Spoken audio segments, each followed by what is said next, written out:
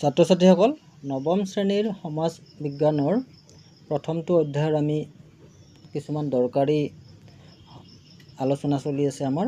আজি আমি দ্বিতীয়টো ভিডিঅ' এই ক্ষেত্ৰত আমি বনাবলৈ ওলাইছোঁ। আহাচোন আমি দ্বিতীয়টো ভিডিঅ' চাওঁ। ইয়াতে তোমালোকে স্ক্ৰীনত দেখা পাইছা। আমি ইতিমধ্যে চনবোৰ আলোচনা কৰি আছোঁ। এতিয়া 7 নম্বৰ পইণ্টটো চোৱা। 1600 চনত কি হৈছিলে? ইংলিছ ইষ্ট ইণ্ডিয়া কোম্পানীৰ প্ৰতিষ্ঠা হৈছিলে। 1600 চনটো মনত ৰাখিব লাগিব। তেওঁলোকে বেপাৰ বাণিজ্য কৰাৰ উদ্দেশ্যেৰে ইংলেণ্ডত ইষ্ট ইণ্ডিয়া কোম্পানী গঠন কৰিছিলে। এতিয়া 8 নম্বৰটো চোৱা। 8 নম্বৰ চনটো দিয়া হৈছে 1608। কেপ্টেইন উইলিয়াম হকিন্সে ৰজা প্ৰথম জেমছৰ হয় এখন আবেদন পত্ৰ আনিছিলে জাহাংগীৰলৈ। আৰু এই যিখন আবেদন পত্ৰ আছিলে, এইখন আবেদন পত্ৰ কিন্তু বেপাৰ বাণিজ্য কৰাৰ উদ্দেশ্যে তেওঁলোকে লিখিছিলে। তাৰপিছত চনটো চোৱা। 1615 চন। 1615 চনত কি হৈছিলে?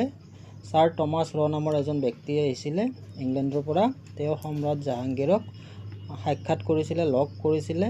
আৰু লগে লগে 1615 চনটো কিয় ইম্পৰ্টেণ্ট? এই চনত তেওঁলোকে চুৰতত তাৰমানে বেপাৰ বাণিজ্য কৰাৰ অনুমতি লাভ কৰিছিলে। কিমান চনত? 1615 চনত। এতিয়া তাৰপিছত সম্পূৰ্ণ 100 বছৰ পিছত কি হৈছিলে চোৱা। 10 নম্বৰ পইণ্টটো চোৱা। 1715 চনত কি হৈছিলে?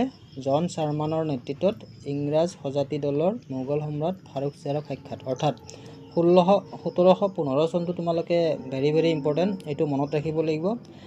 সেই সময়ত তাৰমানে মোগল সম্ৰাট ফাৰুক শ্বেৰৰ বেমাৰ হৈছিলে। তেতিয়া জন চাৰ্মানৰ নেতৃত্বত ইংৰাজৰ দলটোত এজন ডক্টৰো আছিলে। এই ডক্টৰজনৰ নাম হ'ল হেমিল্টন। ডক্টৰ হেমিল্টন তোমালোকে মনত ৰাখিব লাগিব। আৰু হেমিল্টনে ফাৰুক শ্বেৰক সুস্থ কৰি তুলিছিলে।